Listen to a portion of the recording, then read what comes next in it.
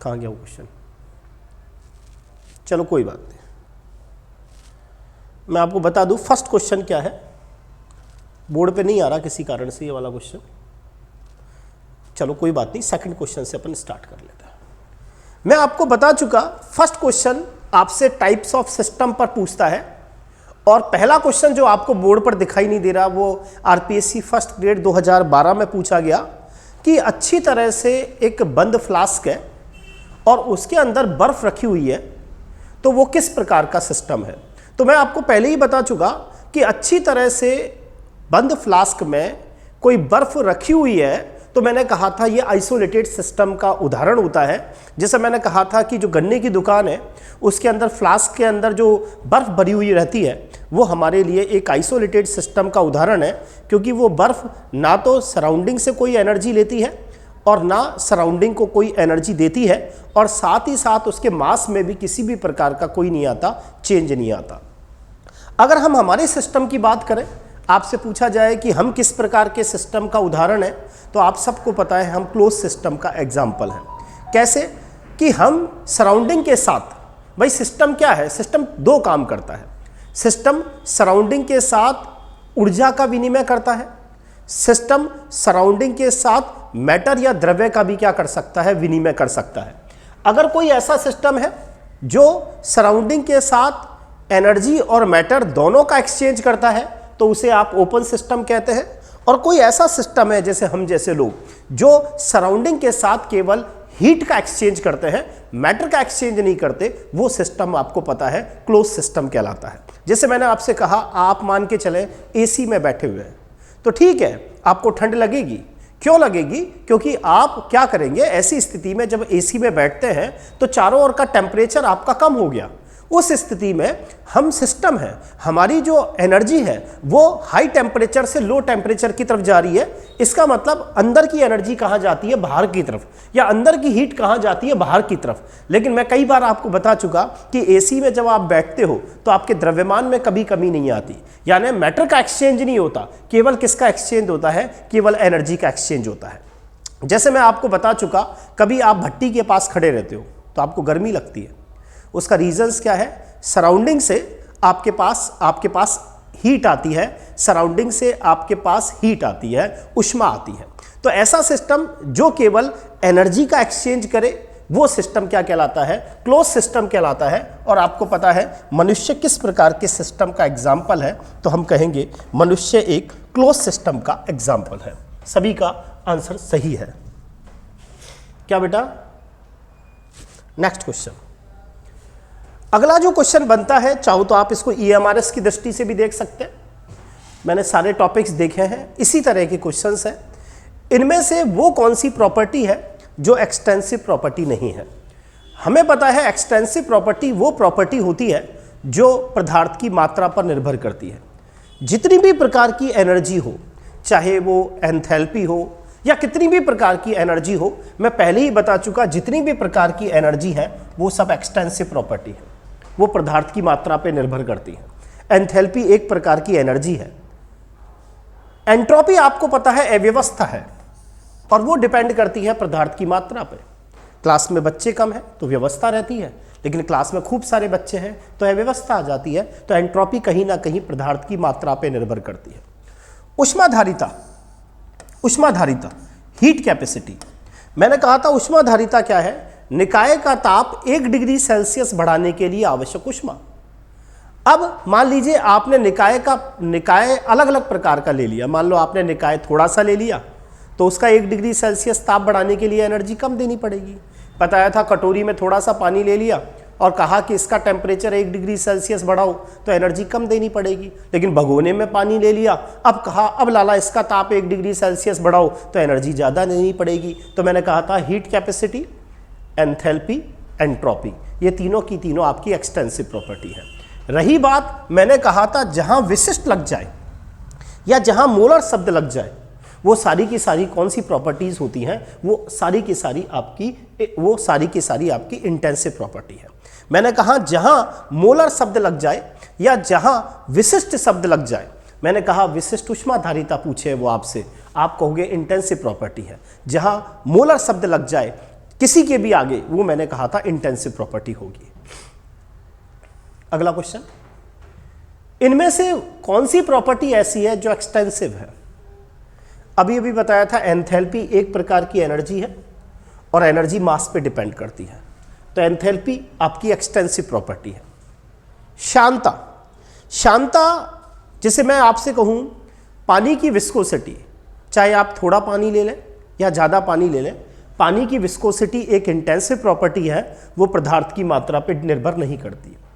घनत्व, जैसे पानी का घनत्व हमेशा 1 ग्राम पर ml रहता है, चाहे आप थोड़ा पानी ले लें चाहे ज़्यादा पानी ले लें, तो इसीलिए घनत्व है, शांता है, इंटेंसिव प्रॉपर्टी है। कंसंट्रेशन, कंसंट्रेशन आपको पता है मोल बटे आयतन, और आपको कहा था दो एक्सटेंसिव प्रॉपर्टी का अनुपात हमेशा इंटेंसिव प्रॉपर्टी होता है। याद करें डेंसिटी बराबर मास अपॉन वॉल्यूम, याद करें दो एक्सटेंसिव प्रॉपर्टी का अनुपात एक इंटेंसिव प्रॉपर्टी होती है। कंसंट्रेशन इंटेंसिव प्रॉपर्टी है, डेंसिटी इंटेंसिव प्रॉपर्टी है, विस्कोसिटी इंटेंसिव प्रॉपर्टी है, एंथैल्पी आपकी एक्सटेंसिव प्रॉपर्टी है। वेरी गुड, सभी के आंसर बहुत सही आ रहे हैं। अगला क्वेश्चन फर्स्ट ग्रेड 2016 में पूछा गया, इनमें से कौन सी एक्सटेंसिव प्रॉपर्टी है?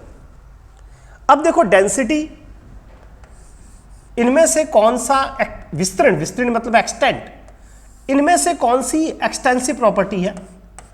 डेंसिटी बराबर मास अपॉन वॉल्यूम, आपको पता है ये जो घनत्व है वो इंटेंसिव प्रॉपर्टी है। बता चुका टेम्परेचर, टेम्परेचर का मतलब boiling point, melting point intensive property है। प्रेशर इंटेंसिव प्रॉपर्टी है, और अभी भी बताया था हीट कैपेसिटी, निकाय का ताप 1 डिग्री सेल्सियस बढ़ाना है, उसके लिए आवश्यक ऊष्मा ऊष्माधारिता है, हीट कैपेसिटी है, और वो डिपेंड करती है पदार्थ की मात्रा पे। अगर आपने थोड़ा सा पानी लिया कटोरी में तो उसका टेम्परेचर 1 डिग्री सेल्सियस आसानी से बढ़ेगा, लेकिन भगोना भर ले लिया और अब कहा अब लाला इसका टेम्परेचर 1 डिग्री सेल्सियस बढ़ाओ, तो आपको एनर्जी बहुत बहुत ज़्यादा देनी पड़ेगी। सभी के आंसर सही आ रहे हैं। फर्स्ट ग्रेड 2012 खुद ही बताएं। अब जो अगली जो हमने बात की थी, देखिए आप कॉपी के हिसाब से पढ़ेंगे कि सबसे पहले हमने टाइप्स ऑफ सिस्टम पर क्वेश्चन बताए हैं।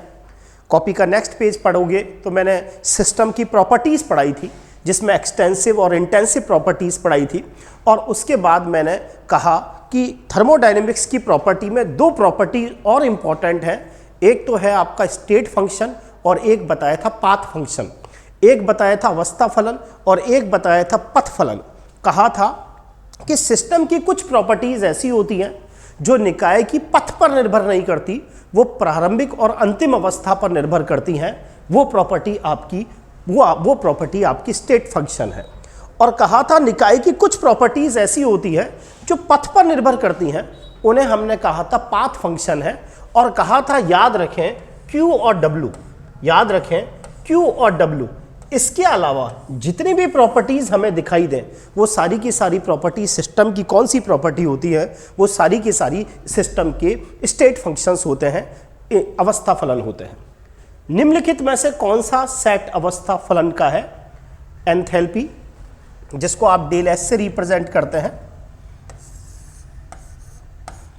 आंतरिक ऊर्जा जिसको डेल ई से रिप्रेजेंट करते हैं, एंट्रोपी डेल एस से रिप्रेजेंट करते हैं। ये तीनों ही आपको पता है स्टेट फंक्शन है। यहाँ वर्क आ रहा है, वर्क आपको पता है पाथ फंक्शन है।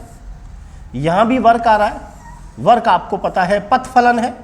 यहाँ अवशोषित या निष्कासित ऊर्जा क्यों आ रही है ये आपको पता है, ये पथ फलन है। इसीलिए आंसर फर्स्ट गया फर्स्ट ग्रेड 2012 में कि निम्नलिखित में से कौन सा सेट स्टेट फंक्शन का उदाहरण है, तो आंसर फर्स्ट गया। एक ऊष्मागतिक फलन वह फलन है, मतलब यहां वो आपसे पूछना चाह रहा है स्टेट फंक्शन की परिभाषा। अवस्था फलन एक ऊष्मागतिक फलन, मतलब एक ऊष्मागतिकीय अवस्था फलन वह फलन है जो निम्नलिखित में से किसी एक पर निर्भर करता है। तो मैंने आपको कहा कि स्टेट फंक्शन की यहां डेफिनेशन पूछी गई है कि स्टेट फंक्शन क्या है। प्रवक्ता चयन परीक्षा 2013 कि स्टेट फंक्शन क्या है, तो आप कहोगे कि स्टेट फंक्शन या अवस्था फलन निकाय के वो गुणधर्म है जो निकाय की प्रारंभिक और अंतिम अवस्था पर निर्भर करते हैं, पथ पर निर्भर नहीं करते। सिस्टम की वो प्रॉपर्टीज क्या कहलाती हैं? आपकी अवस्था फलन कहलाती है, वो आपकी स्टेट फंक्शंस कहलाती हैं। सभी का आंसर बिल्कुल सही आ रहा है, शाबाश बेटा। अगला क्वेश्चन, फर्स्ट ग्रेड 2012, अधोलिखित वेरिएबल्स में से कौन से अवस्था फलन है? प्रेशर, वॉल्यूम, टेम्परेचर और कंपोजिशन। इनमें से अवस्था फलन कौन सा है? मैंने आपसे एक बात कही, हमेशा अपने दिमाग में रख लें, Q और W इन दोनों को छोड़ दें। Q और W इन दोनों को छोड़ दें। इसके अलावा आपको कोई सा भी वेरिएबल्स दिखाई दे, वो हमेशा स्टेट फंक्शंस होता है। तो इसीलिए प्रेशर, वॉल्यूम, टेम्परेचर, कंपोजिशन सभी की सभी हमारे लिए क्या होंगे? आपके स्टेट फंक्शंस होंगे। और Q और W ये हमारे लिए पाथ फंक्शंस होते हैं। और इसके अलावा सबकी सब आपको पता है कौन से फंक्शंस हैं, ये सब स्टेट फंक्शंस हैं। ऊष्मागतिक प्रोसेस पर आधारित प्रश्न। अब थर्मोडायनेमिक प्रोसेस पर आधारित प्रश्न है। विभिन्न प्रकार के ऊष्मागतिक प्रक्रम के संबंध में कौन सा स्टेटमेंट ठीक नहीं है? आपको पता है जो समआयतनिक प्रक्रम होते हैं उनके अंदर चेंज इन वॉल्यूम 0 होता है। समदाबी जो प्रक्रम होते हैं उनके अंदर चेंज इन प्रेशर 0 होता है। जो समतापी प्रक्रम होते हैं उनके अंदर चेंज इन टेम्परेचर 0 होता है। और जो रुद्रोष्म प्रक्रम होता है उसके अंदर आपको पता है Q की वैल्यू क्या होती है? 0 होती है। सिस्टम को ना तो हम कोई एनर्जी देते हैं और ना सिस्टम सराउंडिंग को किसी भी प्रकार की एनर्जी देता है। इसीलिए इसका आंसर भी 4 गया कि जो डिफरेंट टाइप के थर्मोडायनेमिक प्रोसेस होते हैं उनमें रुद्रोष्म प्रक्रम ऐसा प्रक्रम होता है जिसमें निकाय ना तो परिवेश से ऊष्मा अवशोषित करता है और ना निकाय परिवेश को ऊष्मा उत्सर्जित करता है। एक साइक्लिक प्रोसेस के लिए हमने बात की थी, अगर निकाय घूमकर अपनी प्रारंभिक अवस्था में आ जाए तो इस स्थिति में फाइनल और इनिशियल स्टेज एक ही हो जाती है।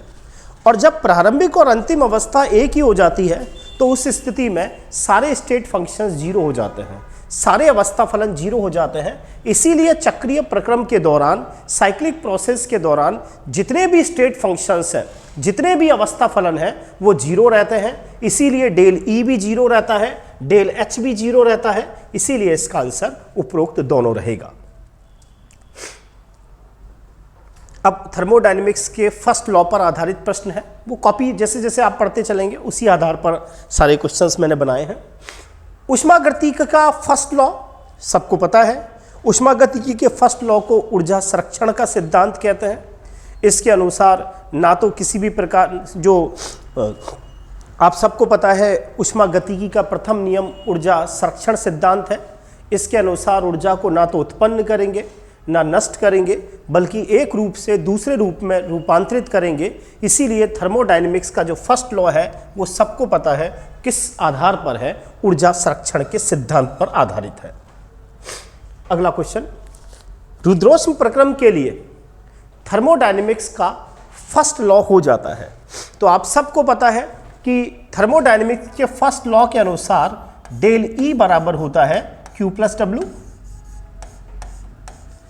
अब हमें पता है रुद्रोष्म प्रक्रम है, उस दौरान Q की वैल्यू 0 रहेगी। इस दौरान हमें पता है डेल E क्या होगा? W के अंदर कन्वर्ट होगा।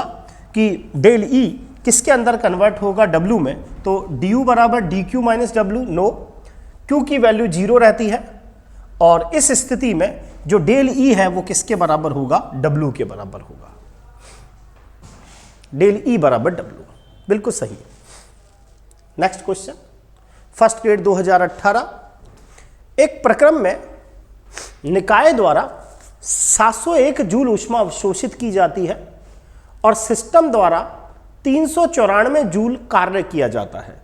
इस प्रक्रम में आंतरिक ऊर्जा में कितना परिवर्तन होगा? हमें पता है डेल E बराबर होता है Q प्लस W।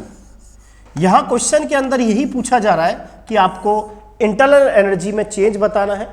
क्योंकि हमें पता है कि अगर हमने सिस्टम को 701 जूल ऊर्जा दी तो ऊर्जा संरक्षण के नियम के अनुसार सिस्टम के पास 701 जूल ऊष्मा आएगी, क्योंकि ऊर्जा का विनाश तो हो ही नहीं सकता।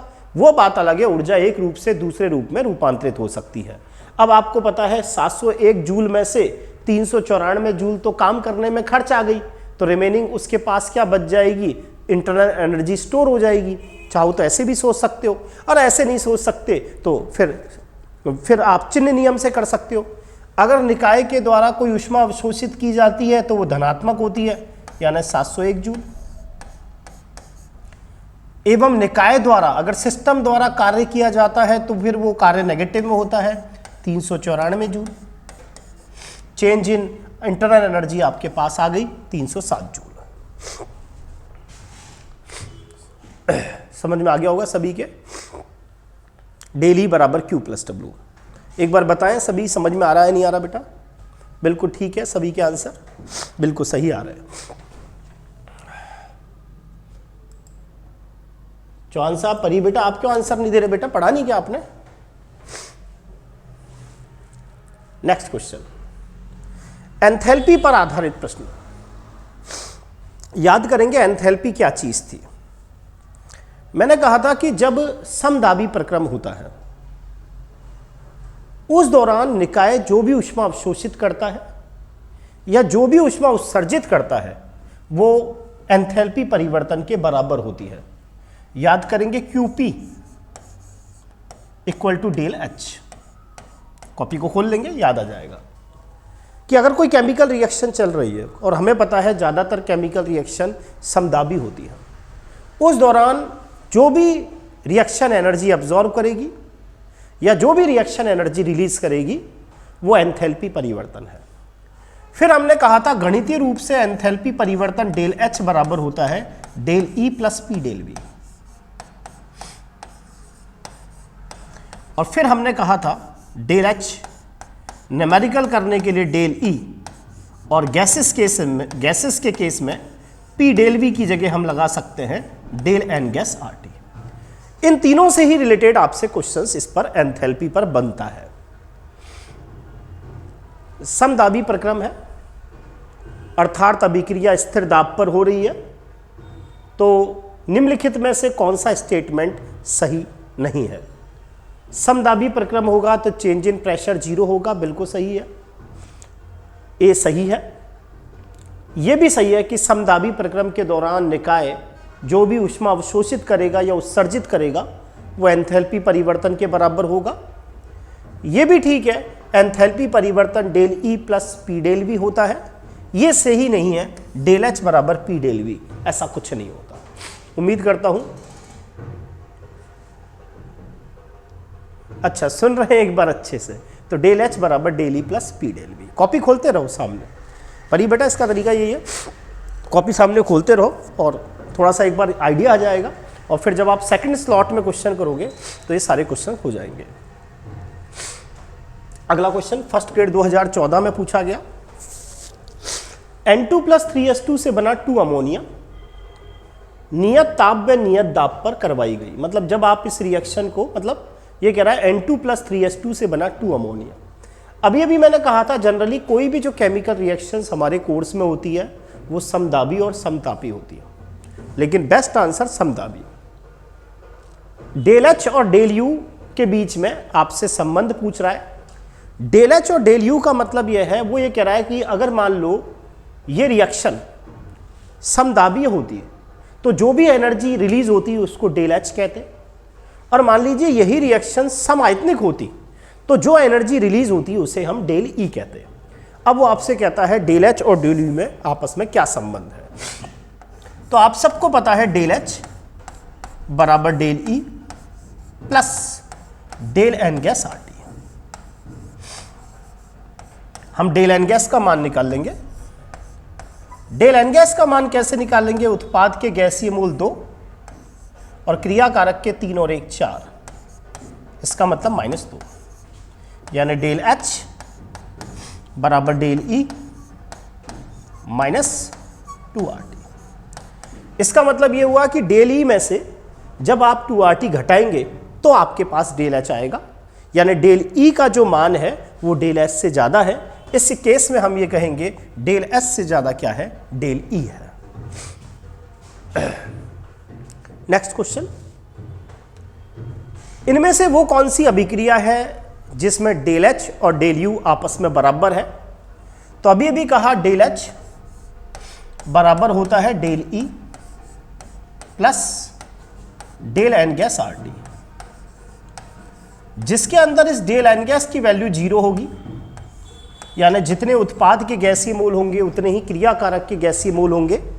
उस स्थिति में डेल एच डेल ई के बराबर होगा। यहां तो आपको दिख रहा है उत्पाद का गैसीय मोल तो 1 है, क्रियाकारक का 1.5 है। उत्पाद का 1 है, क्रियाकारक का 1.5 है। उत्पाद के भी जो 2 गैसीय मोल हैं और क्रियाकारक के भी 2 गैसीय मोल हैं, 1 और 1 2, तो 2 में से 2 गया तो 0। तो इस स्थिति में डेल एच किसके बराबर होगा, डेल ई के बराबर होगा। थर्ड इसका आंसर होगा। वेरी गुड बेटा। एक अभिक्रिया, एक बार तो आप उस रिएक्शन को निश्चित दाब पर और एक बार आप उस रिएक्शन को निश्चित आयतन पर करते हो। देखो क्वेश्चन को समझना, जिससे आपसे डेल एच और डेल ई दोनों परिभाषाएं क्लियर हो जाएंगी। एक रिएक्शन निश्चित दाब और निश्चित आयतन पर अलग अलग कराई जाती है, यानी एक रिएक्शन को एक बार तो आप निश्चित दाब पर करते हो और उसी रिएक्शन को दूसरी बार निश्चित आयतन पर करते हैं, और उसमें मोलों की संख्या डेल एन है।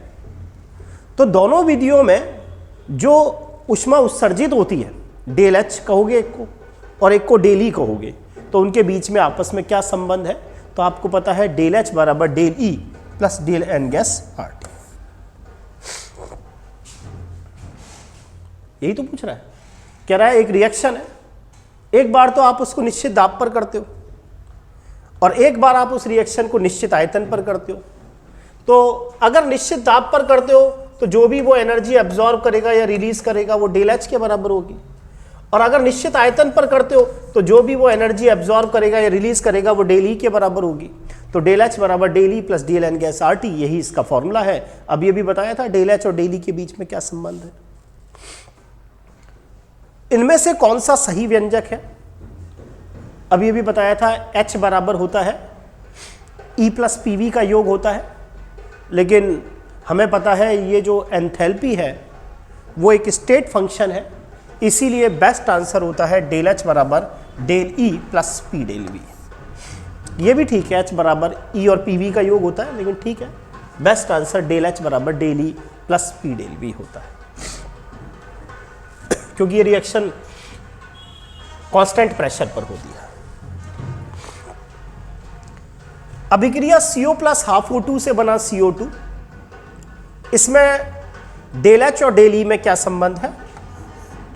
तो डेल एच बराबर del E plus del N gas R T. Del N gas निकाल लेंगे। उत्पाद का गैसीय मोल तो है 1 और क्रियाकारक का है 1 और आधा 1.5, 3/2, तो ये रह जाएगा -12। यहां -12 रखेंगे तो डेल एच बराबर डेल ई -12 आर टी।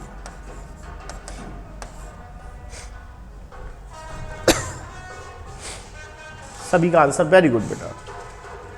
नेक्स्ट क्वेश्चन, एक अभिक्रिया का डेल एच इनमें से किस पर आश्रित नहीं होता? पहला डेल एच बराबर del E plus P del V, del H बराबर del E plus del N gas R T. हाँ, टेम्परेचर पे डिपेंड करता है, बिल्कुल करता है। डेल एच आपको पता है एक स्टेट फंक्शन है, तो प्रारंभिक और अंतिम अवस्था पर निर्भर करेगा। डेल एच बराबर होता है del E plus P del we.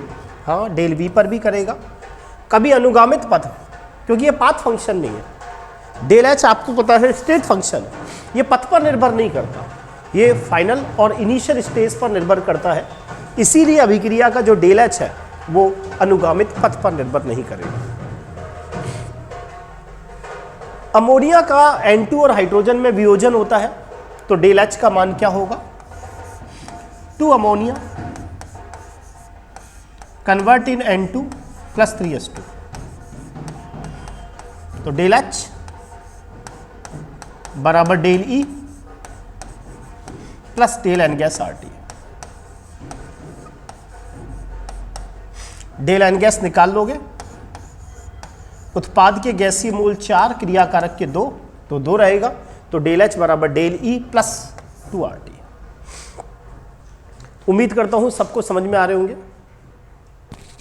Voice कहां से आ रही है बेटा? अब तो शादी का दौर है, अब शादियां तो होंगी नहीं, तो शादियां चल रही है बेटा, है उसी का ही दौर है।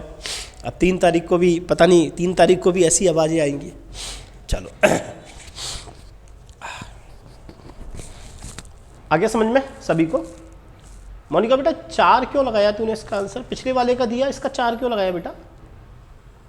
ये तो पॉजिटिव में आएगा ना बेटा, 4 में से 2 गया तो 2 रहेगा ना, तो डेल एच बराबर डेल ई, यहां 2 वैल्यू रहेगी ना, तो प्लस 2RT आएगा ना।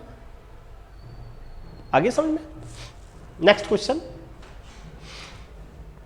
जल्दी तो नहीं करनी है और क्या करना है, तो बस क्वेश्चन तो यही आने हैं।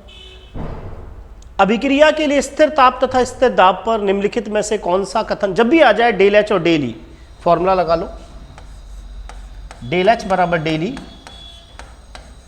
Plus del N gas R T. देखो इसी तरह का क्वेश्चन कितनी एग्जाम में अलग अलग तरह से आ गया। डेल ई अब निकाल लोगे, ये 1 है और ये है 1.5, 1 में से 1.5 गया तो बचा माइनस का आधा, तो डेल ई में से घटाओगे तब डेल एच आएगा, यानी डेल ई डेल एच से ज्यादा है। मैं गलती कर सकता हूं, आप गलती नहीं करनी चाहिए। अगला क्वेश्चन, अधोलिखित का एक अभिक्रिया का स्थिर दाब पर डेल एच का तापमान के साथ परिवर्तन निम्नलिखित में से किसके बराबर है? First period 2018। हमें पता है कोई अभिक्रिया है जो स्थिर दाब पर, कोई भी अभिक्रिया तो वैसी स्थिर दाब पर होती है, और हमें पता है डेल एच के अंदर, वैसे मैंने किरचॉफ नियम भी आपको बताया था कि डेल एच और टेम्परेचर के बीच में क्या रिलेशन है, ये किरचॉफ नियम बताता है। और मैंने आपको फॉर्मूला बताया था DH बराबर NCP/dt, याद आ रहा हूं तो। हम ये मान लेते हैं कि गैसेस के प्रारंभिक मोल 1 है। अब ये कहता है कि एंथैल्पी में टेम्परेचर के साथ चेंज किसके बराबर होता है? CP। आ गया समझ में? याद करो, ये कह रहा है कि डेल एच और टेम्परेचर के बीच में क्या रिलेशन है, तो डेल एच और टेम्परेचर के बीच में जो रिलेशन है वो किरचॉफ लॉ है, और उसके अनुसार CP किसके बराबर है? DH/dt के। अगला क्वेश्चन, फर्स्ट पीरियड 2012, 2012 नहीं 2022।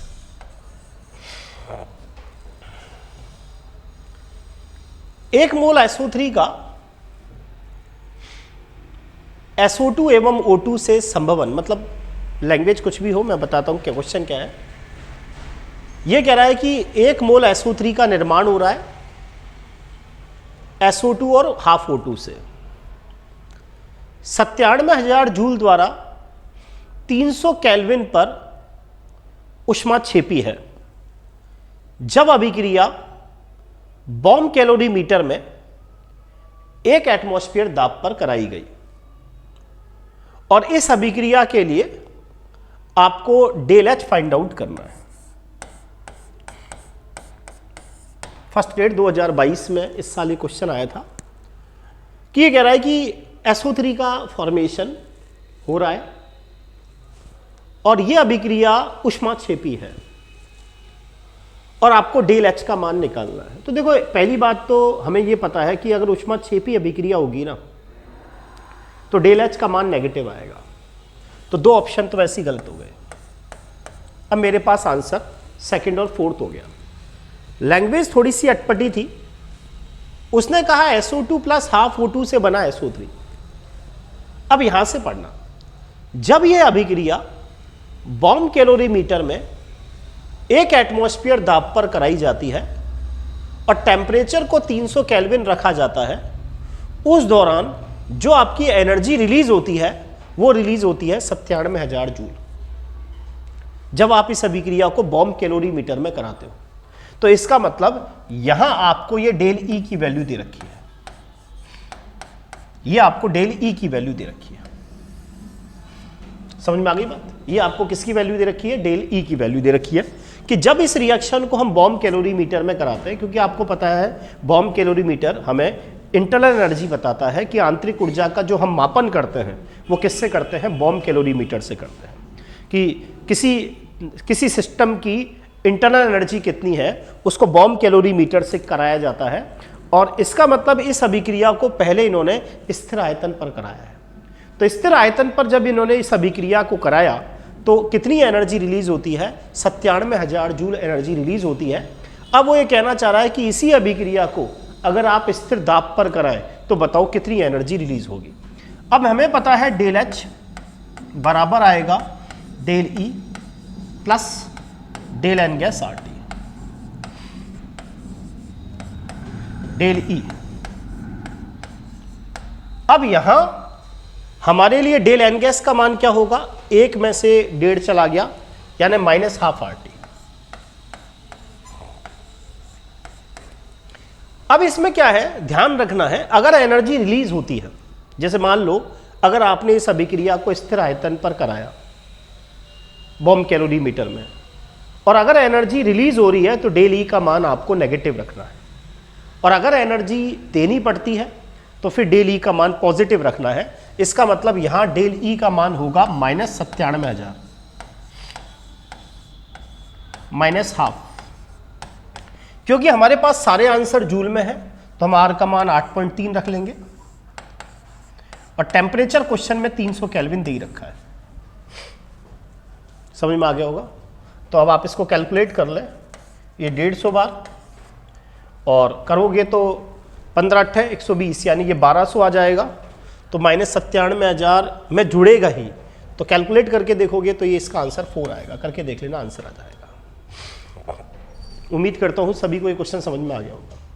मोनिका बेटा क्वेश्चन समझ में आ गया? ये मैंने इसमें करेक्शन कराया था, देखना कॉपी में कि बेटा ये क्वेश्चन इस तरह से है कि डेल एच कैलकुलेट करना है।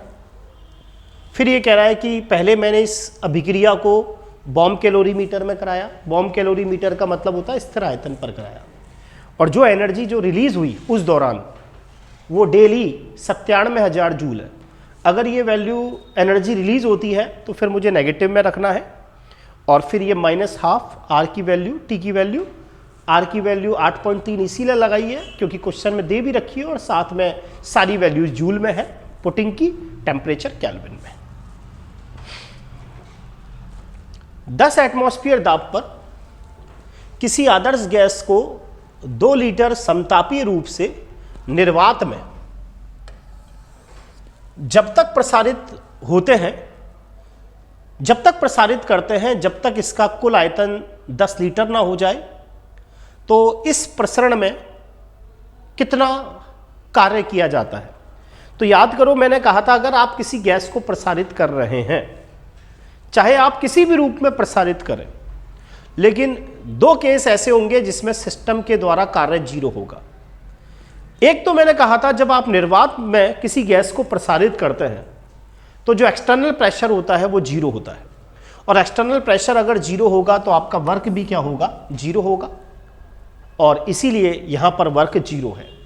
और दूसरा, अगर आप स्थिर आयतन रखते हुए किसी गैस को प्रसारित कर रहे हैं तब भी आप सबको पता है जो सिस्टम के द्वारा कार्य होगा वो 0 आएगा। 1 मोल आदर्श गैस का आयतन समतापीय प्रसार द्वारा उसके मूल आयतन का दुगना कर दिया जाए तो उसकी एंट्रोपी, ये थोड़ा सा बाद में आ जाएगा, ये अभी आ जाएगा थोड़ी देर बाद।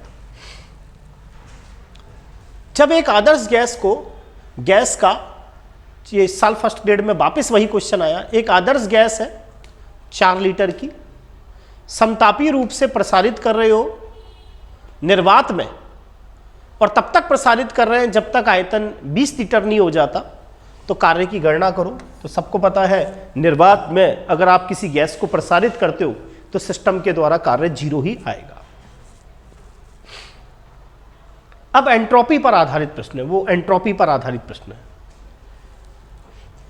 एक चरण में होने वाली एक पदीय अभिक्रिया है, मतलब आपने कैल्शियम कार्बोनेट को गर्म किया, कैल्शियम ऑक्साइड और CO2 बने, फाइनली अणुओं की संख्या बढ़ी तो एंट्रोपी भी बढ़ेगी, क्योंकि हमें पता है कि चेंज इन एंट्रोपी निकालते हैं, फाइनल एंट्रोपी माइनस क्या करते हैं, इनिशियल एंट्रोपी।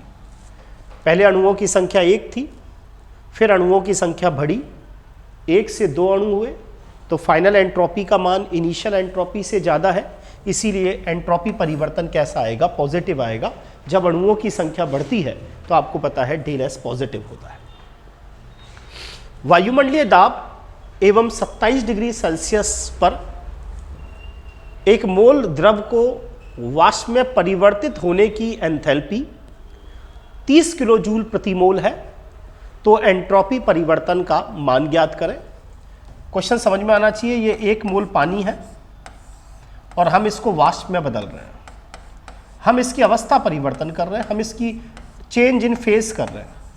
और मैंने कहा था जब भी अवस्था परिवर्तन किया जाए उस दौरान अगर मुझसे कहा जाए एंट्रोपी में क्या चेंज आएगा, तो फॉर्मूला होता है डेल एच अपॉन टेम्परेचर, जो भी आपने नियत टेम्परेचर रख रखा है वो। अब ये कहता है कि 1 मोल आपने पानी लिया हुआ है, 1 मोल कोई लिक्विड है और 27 डिग्री सेल्सियस पर आप उसको वेपर में कन्वर्ट कर रहे हैं। इस दौरान निकाय जो ऊष्मा अवशोषित कर रहा है वो कर रहा है 30 किलो जूल प्रति मोल। निकाय के द्वारा जो ऊष्मा अवशोषित की जा रही है वो है 30 गुना 10⁻³ जूल पर मोल। और आपका जो टेम्परेचर है वो 27 डिग्री सेल्सियस है, 27 का मतलब हो गया 300 केल्विन। अब आप इसको इजीली कर लोगे कैलकुलेट, 30 × 1000 बटे 300, 10 0 से 0, 100 joule mole inverse 1 kelvin inverse 1, 100 joule mole inverse 1 kelvin inverse 1। बिल्कुल सही है सभी का, आ गया होगा समझ में। चेंज इन एंट्रोपी, इस पर खूब क्वेश्चन आता है। एंट्रोपी पर 2 ही क्वेश्चन आते हैं, या तो न्यूमेरिकल आता है या कहां एंट्रोपी बढ़ रही है कहां एंट्रोपी घट रही है। नेक्स्ट क्वेश्चन, मैंने कहा था कि स्वतः प्रक्रम के लिए 2 बातें होती हैं। जनरली स्वतः प्रक्रम जो होते हैं वो ऊष्माक्षेपी होते हैं, और स्वतः प्रक्रम के दौरान मैंने कहा था साधारणतः एंट्रोपी बढ़ती है। तो क्वेश्चन यही है कि साधारणतः एक जो स्वतः प्रक्रम होते हैं उस दौरान एंट्रोपी में क्या चेंज आता है। तो आपको पता है कि जो स्वतः प्रक्रम होते हैं साधारणतः आपको कहा था वो ऊष्माक्षेपी होते हैं, डेल एच उनमें नेगेटिव होता है और एंट्रोपी पॉजिटिव होती है। तो उस केसेस के अंदर हमने कहा था आपकी वो प्रक्रम कैसे होंगे, स्वतः होंगे। मैंने कहा उबला हुआ अंडा कठोर हो जाता है। आपसे कहा, वैसे ये क्वेश्चन आरपीएससी ने डिलीट कर दिया था, कि जब हम अंडे को उबालते हैं तो क्या होता है, उबला हुआ अंडा कठोर हो जाता है। अतः तो मैंने कहा था कि जब हम अंडे को उबालते हैं तो उस दौरान, वैसे तो सही आंसर यह है, अंडे को जब उबाला जाता है तो लगता तो ऐसा है कि अंडा लिक्विड से सॉलिड में बदला। तो बताया था लगता तो ऐसा है कि एंट्रोपी कम होनी चाहिए, लेकिन अंडे को जब आप उबालते हो तो अव्यवस्था बढ़ती है, क्योंकि अंडे को जब हम उबालते हैं तो उसके जो प्रोटीन्स होते हैं वो सारे के सारे डिस्ट्रॉय हो जाते हैं, एमिनो एसिड्स का सीक्वेंस खराब हो जाता है। यही कारण है कि जब आप अंडे को उबालते हो तो अव्यवस्था बढ़ती है। वो बात अलग है कि ये क्वेश्चन डिलीट कर दिया गया।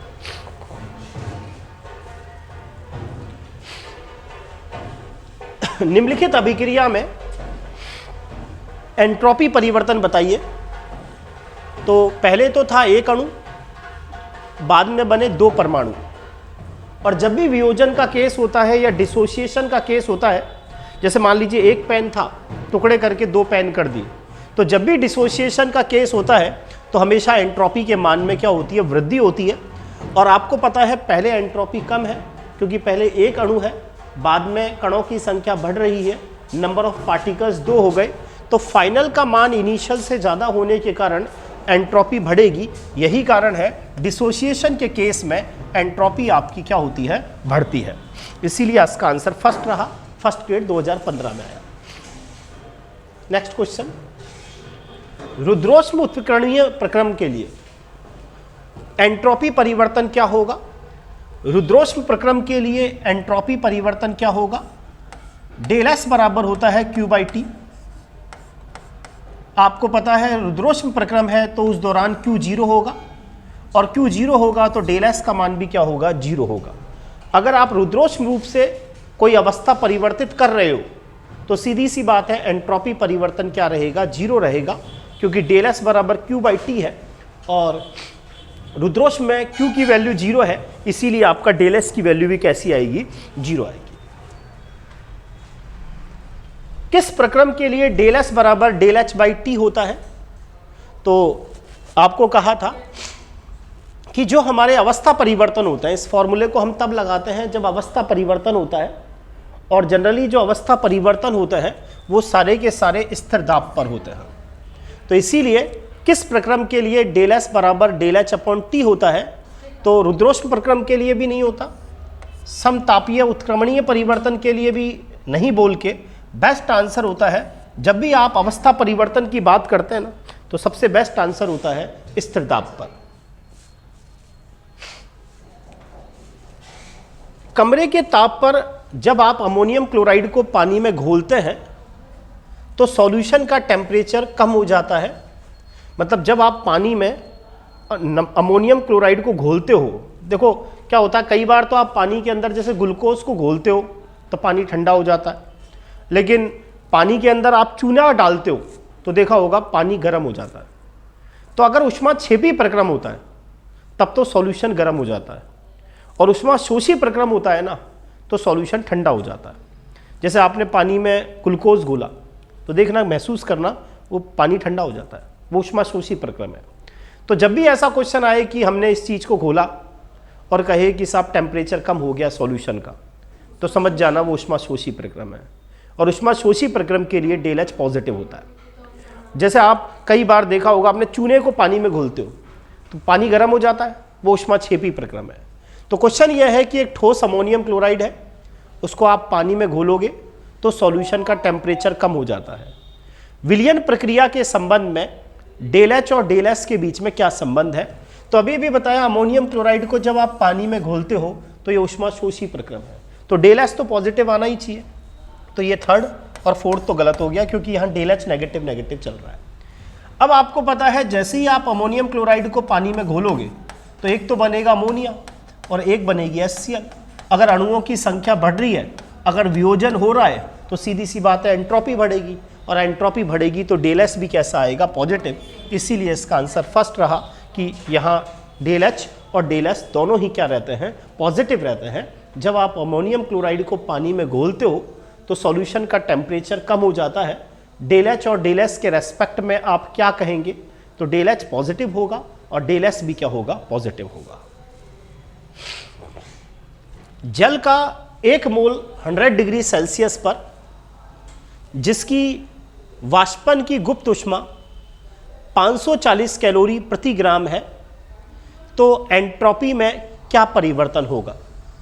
यह कह रहा है कि आपको 1 मोल पानी दे दिया गया, 1 मोल पानी का मतलब होता है 18 ग्राम पानी दे दिया गया, और आप उसको 100 डिग्री सेल्सियस पर गर्म कर रहे हैं, और वो कह रहा है एंट्रोपी चेंज बताओ। तो हमें पता है चेंज इन एंट्रोपी होता है डेल एस, और वो बराबर होता है क्यू बाई टी के, और क्यू को हम लिख सकते हैं डेल एच अपॉन टी। अब यहां ये कह रहा है कि डेल एच यहां पर क्या है? डेल एच है वाष्पन के दौरान, वाष्पन के दौरान निकाय कितनी ऊष्मा अवशोषित करता है। अब ये कहता है कि पानी अगर 1 ग्राम होता तब तो ये एनर्जी एब्जॉर्ब करता 540 कैलोरी। भाई यहाँ डेल एस बराबर होता है Q by T, Q by T बराबर होता है डेल एच अपॉन टी। कह रहा है कि जो पानी है वो आपका वाष्प में बदल रहा है, और पानी जब वाष्प में बदलेगा तो एंट्रोपी चेंज होगी। अब कितनी एंट्रोपी चेंज होगी वो आपको फाइंड आउट करनी है। तो एंट्रोपी चेंज कैसे निकालते हैं कि सिस्टम के द्वारा कितनी एनर्जी एब्जॉर्ब की गई। तो ये कह रहा है कि जब अगर पानी 1 ग्राम होता तो वो एनर्जी लेता 540 कैलोरी, लेकिन यहाँ 1 ग्राम थोड़ी है, पानी कितना है? 1 मोल। 1 मोल का मतलब कितना पानी है? 18 ग्राम। तो निकाय के द्वारा जो ऊष्मा अवशोषित की जाएगी वो की जाएगी 540 × 18। अरे 1 मोल पानी लिया है ना आपने, 1 ग्राम पानी तो कितनी एनर्जी एब्जॉर्ब करता है? 540 कैलोरी। तो 18 ग्राम कितनी एनर्जी एब्जॉर्ब करेगा? 540 इंटू 18 कैलोरी। और नियत टेम्परेचर का भाग लगा दोगे, 100 डिग्री सेल्सियस का मतलब कितने का भाग लग जाएगा इसमें? 373 केल्विन का। अब ये आंसर डिग्री में ही निकालना है, तो डिग्री में निकालना है तो फिर आप 100 रख लो यहाँ, क्योंकि वो कह रहा है कि आप ऑप्शन को देखो, कैलोरी बटे डिग्री, कैलोरी बटे डिग्री, कैलोरी बटे डिग्री, कैलोरी बटे डिग्री, तो इसका मतलब टेम्परेचर को केल्विन में नहीं रखना है, यहाँ डिग्री में रखना है। तो क्वेश्चन जैसा कहे वैसा आप कर लो, आगे समझ में, कैलकुलेट कर लें, जो भी हमारा आंसर है वो आ जाएगा।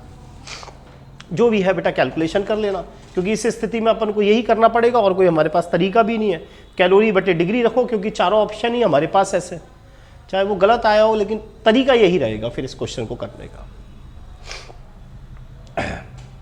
10 ग्राम बर्फ है, 0 डिग्री सेल्सियस टेम्परेचर पर जल में परिवर्तित होती है, एंट्रोपी परिवर्तन कैलोरी बटे केल्विन में ज्ञात करो। ये कह रहा है कि 10 ग्राम बर्फ है और वो पानी में परिवर्तित होती है, तो आपको चेंज इन एंट्रोपी निकालनी है, डेल एच गलन